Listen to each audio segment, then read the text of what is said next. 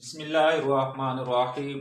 پیارے دوستو، شرح میں تعامل کے سبق اور اجراء میں خوش آمدید، مرحبا۔ ہمارا سبق حروف جارہ کے بارے میں چل رہا تھا۔ آج ہم نے یہ 3 حروف جارہ جو آخری 3 رہتے ہیں 17 حروف جارہ میں سے، حاشا، خلا اور ادا، یہ 3 حروف ان کے بارے میں پڑھنا ہے۔ تینوں کا ایک ہی حکم ہے۔ سب سے پہلے یہ سبق سن لیں کہ یہ تینوں جو ہیں یہ تینوں استثناء کے لیے آتے ہیں۔ ان میں سے ہر ایک الگ الگ آئے گا لیکن استثناء کے لیے استعمال ہوگا۔ استثناء یعنی پہلے کلام سے دوسرے کو مستثنا یعنی منقطع کرنے کے لیے آئے گا کہ پہلا والے کا جو حکم ہے وہ دوسرے کا نہیں ہے۔ جیسے مثال دے رہے ہیں، جان القوم حاشا زیدن، یعنی قوم آئی زید کے علاوہ، زید نہیں تھا، یعنی قوم میں زید نہیں تھا۔ اب قوم کا حکم ہے آنے کا اور زید کا ہے کہ زید نہیں آیا اس میں۔ اور اسی طرح خلا زیدن، ادا زیدن، ان کا بھی یہی مطلب ہے، یہ پیچھے میں یہی لگ جائے گا کہ جان القوم خلا زیدن، جان القوم ادا زیدن۔ تو یہ مختصر سا سبق ہے، آج ان کی ترکیبیں کرتے ہیں۔ وہ کلام کے شروع میں آئی ہوئی ہے، پہلی عبارت سن لیں، وحاشا وخلا وعدا کل واحد منها للاستثناء مثل جان القوم حاشا زیدن وخلا زیدن وعدا زیدن۔ اب پہلی ترکیب دیکھیں، وہ حرف اگر پیچھے کے ساتھ عطف کریں گے تو عطف کہیں گے، وگرنہ اگر علیحدہ جملہ کر رہے ہیں تو وہ استنافیہ کہیں گے۔ وہ استنافیہ حاشا، حاشا اگر لفظ یہاں اسم ہوتا ہے، بعض حروف اسم کے طور پر جیسے کہ اللام آیا تھا، الباء، الکاف، تو ان کو ہم فوراً مبتدا کہہ دیتے تھے۔ یہاں اگر جو اسم کے بطور نہ آیا ہو حرف تو اسے ہم مراد اللفظ کہہ کر معطوف علیہ کہیں گے اگر یہاں عطف ہو رہا ہے۔ اگر عطف نہ ہوتا تو فوراً ہم مراد اللفظ کہہ کر مبتدا کہتے۔ تو یہاں ہم اس کو مراد اللفظ کہہ کر حاشا کو ہم معطوف علیہ کہیں گے، وہ حرف عطف ہے، خلا بھی مراد اللفظ ہو کر یہ بن جائے گا معطوف اول، وہ حرف عطف ہے، عدا مراد اللفظ ہو کر معطوف۔ اب معطوف علیہ اپنے دونوں مطوفات سے مل کر یہ مبتدا اول ہو جائے گی۔ کلو یہ اسماء ظروف میں ہے تو یہ مضاف ہوتا ہے، کلو مضاف ہو جائے گا، واحدن ہے تو مضاف الیہ لیکن آگے دیکھیں واحدن نکرہ ہے، اس کے بعد جار مجرور آ رہا ہے۔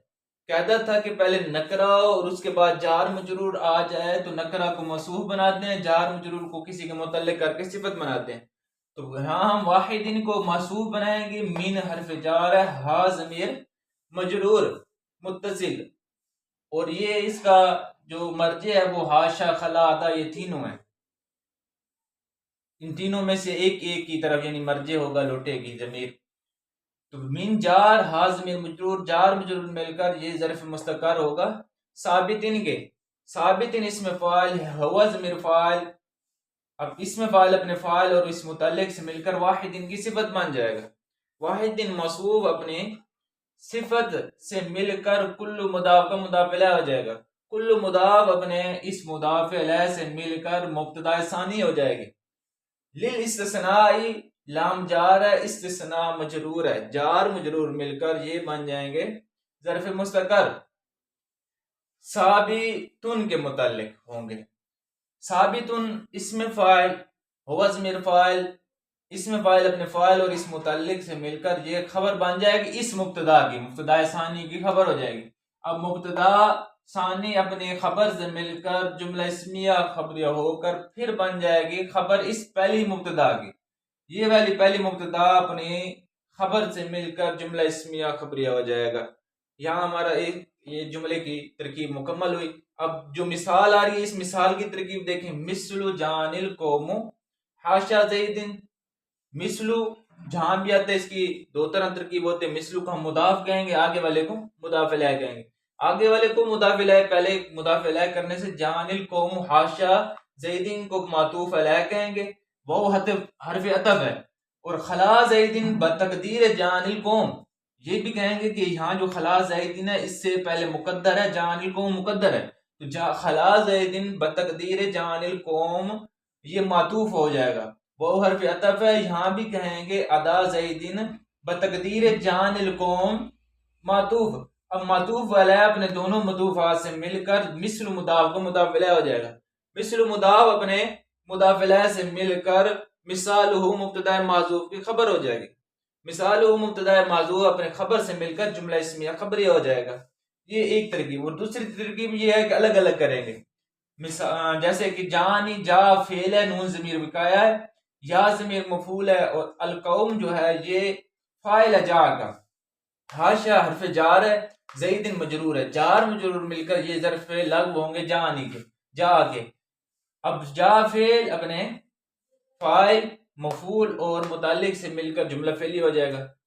اب اس کی دیکھیں، وہ حرف عطف ہے، پیچھے اگر ہم اس کو معطوف علیہ کر بنا دیں گے، وہ حرف عطف ہے، خلا حرف جار ہے، زید مجرور، جار مجرور مل کر یہ ظرف ہوں گے، متعلق ہوں گے مقدر فعل کے، ہم نکالیں گے یہی جان القوم، جان القوم کی اسی طرح ترکیب کریں گے، جا فعل ہے، نون ضمیر وقایا، یا ضمیر مفعول ہے، قوم فاعل، اب فعل فاعل اور مفعول اور اس متعلق سے مل کر جملہ فعلیہ ہو جائے گا۔ یہاں بھی ہم جان القوم نکالیں گے تو ادا زید یہ چار مجرور مل کر ظرف ہو جائیں گے، اور جا نیل قوم یہ جا فعل نون ضمیر وقایا، یا ضمیر مفعول اور قوم فاعل، فعل فاعل اور مفعول اور یہ متعلق سے مل کر جملہ فعلیہ ہو جائیں گے۔ یہ ہماری ترکیب مکمل ہوئی۔ ترجمہ دیکھ لیں کہ حروف جارہ میں سے حاشا اور خلا اور ادا، ہر ایک ان میں سے یعنی حاشا خلا اور ادا میں سے ہر ایک استثناء کے لیے آتا ہے۔ اس کی مثال جان القوم حاشا زیدن ہے، اور خلا زیدن ہے، اور ادا زیدن ہے۔ یہ آج کا ہمارا سبق مکمل ہوا، امید ہے کہ آپ کو سمجھ آ گئے ہوگے۔ اگلے سبق میں اگلے ویڈیو میں ملتے ہیں، تب تک اجازت، السلام علیکم ورحمۃ اللہ۔